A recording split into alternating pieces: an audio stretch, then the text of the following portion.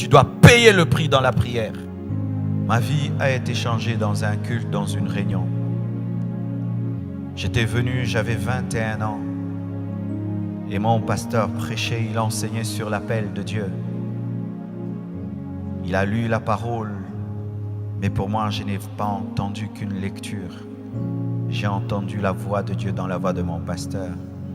Il parlait de l'appel de Dieu et j'ai entendu dans mes oreilles des millions de personnes qui criaient, qui disaient « Marcelo, viens nous apporter l'évangile ». En ce moment-là, la puissance de Dieu était tombée sur moi et m'avait terrassé. Tout le monde a pu rentrer à la maison et moi j'étais resté là. J'avais une expérience avec le Dieu de ma destinée. Et Dieu me parlait. Après cette expérience, j'ai couru à la maison parce que je ne voulais pas répondre à l'appel de Dieu. Et quand j'entre dans ma chambre, je ferme ma clé. Je trouve le Dieu que je fouillais m'attendait dans ma chambre. Il avait rempli la chambre. Il y avait une telle saturation de la présence de Dieu que j'avais du mal à respirer. Il y avait trop de Dieu, de sorte que j'avais du mal à respirer. Je ne peux vous expliquer cela. Et il m'a dit, que veux-tu que je te fasse pour que tu répondes à mon appel? Et comme je refusais de répondre à cet appel, j'ai fait 2 semaines sans dormir, où tout le temps la voix de Dieu me parlait, réponds à l'appel, réponds à l'appel. Pendant 2 semaines, j'ai eu une insomnie provoquée par l'appel de Dieu.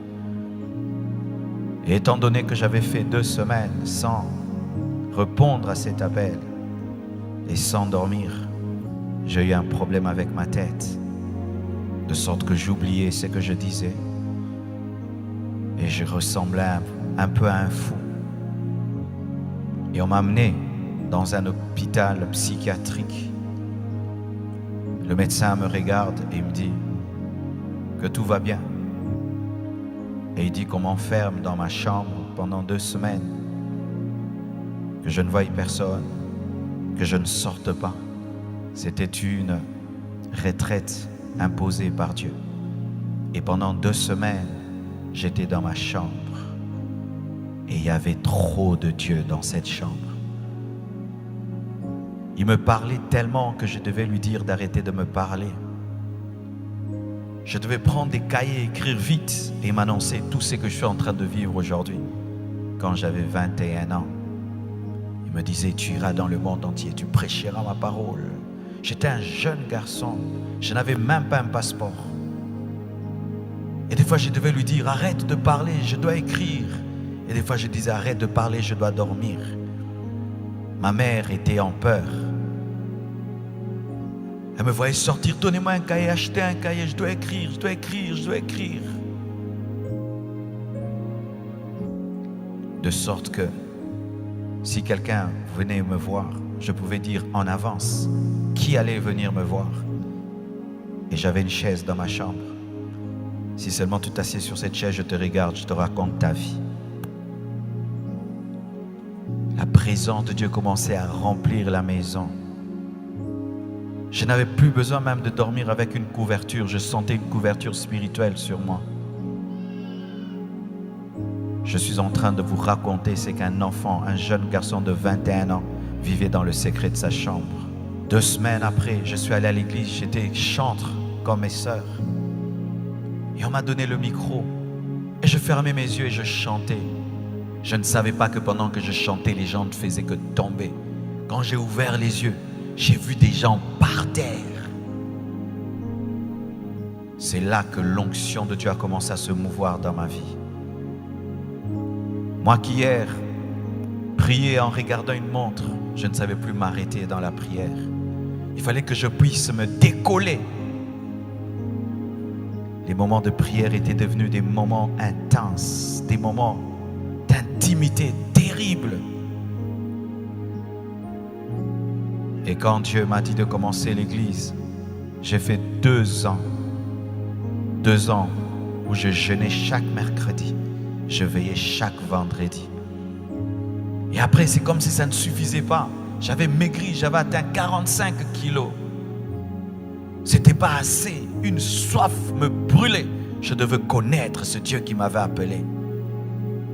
Je suis allé dans un jeûne de 11 jours où je ne prenais que de la bouillie.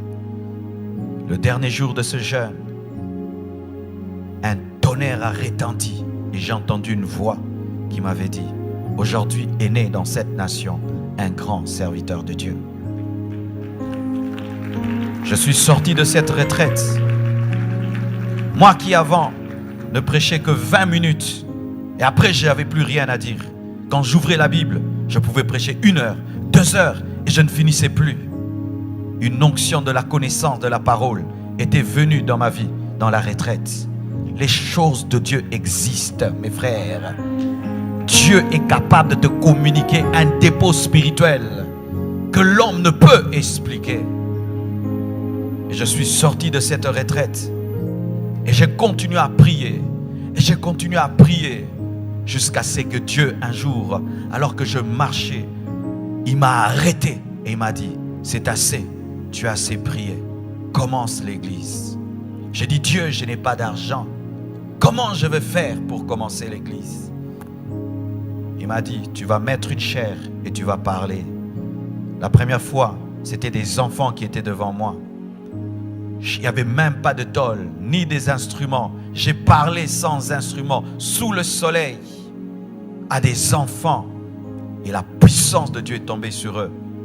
Quand la puissance de Dieu est tombée sur les enfants sont rentrés en parlant langue, raconter à leur maman ce qui leur était arrivé. Les mamans sont venues vérifier. La puissance de Dieu les a touchés. Et les papas sont venus vérifier. Et la puissance de Dieu les a touchés. C'est comme ça que l'église est née.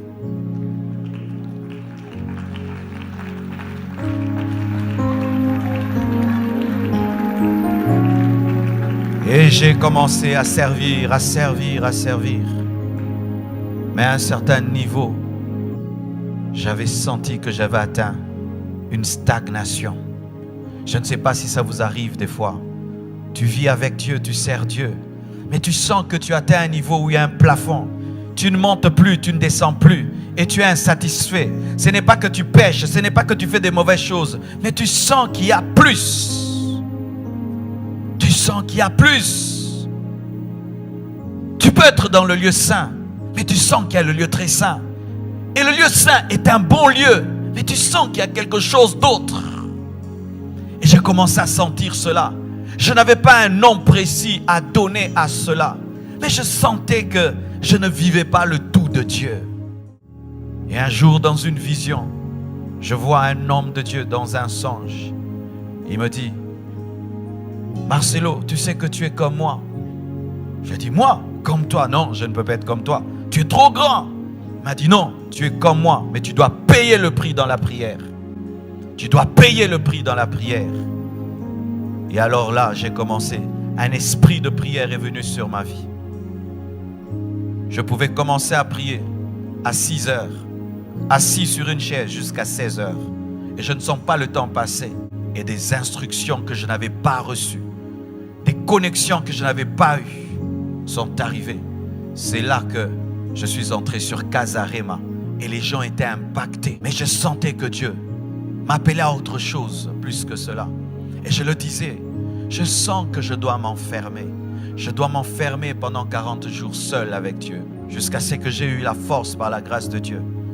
Je suis allé m'enfermer dans mon bureau avec des bouteilles d'eau pendant 40 jours. Je suis sorti ressuscité. Dans ce jeûne, je suis mort spirituellement. Et dans ce jeûne, je suis sorti un autre homme.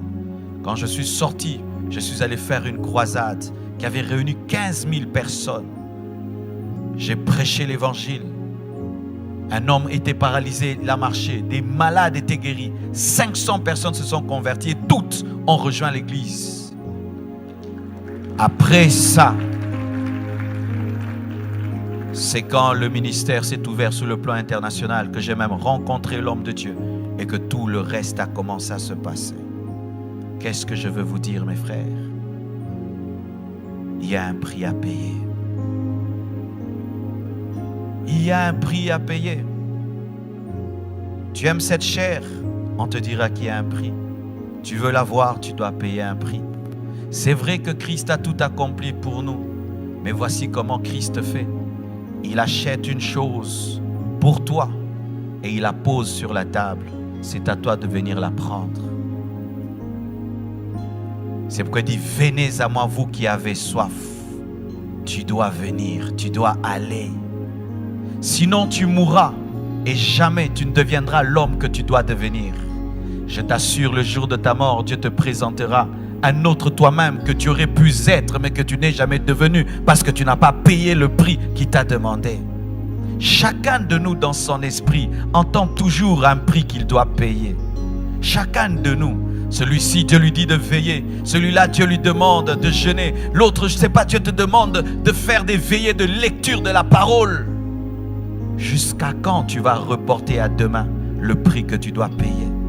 Jusqu'à quand tu diras, je le ferai, je le ferai, je le ferai, je le ferai, je le ferai. Tu risques de mourir et sans jamais devenir ce que Dieu a dit que tu seras. Et pour cela, il faut la soif. C'est la soif qui te permet de monter sur la table de Dieu et dire, Seigneur, je le prends. Mais si tu n'as pas soif, il aura tout accompli pour toi. Et il présente sur une table, mais tu ne sais pas prendre parce que tu n'as pas soif. J'espère que ça vous a plu. Alors, si vous voulez encore ce type de contenu, merci de les mettre dans les commentaires. Restez connectés parce qu'ici, nous sommes dans Découvre ta destinée. Abonnez-vous car nous aidons les chrétiens à trouver leur mission de vie et découvrir. C'est pourquoi Dieu les a créés. Et likez la vidéo, partagez à d'autres personnes. Restons connectés et je vous laisse avec ça.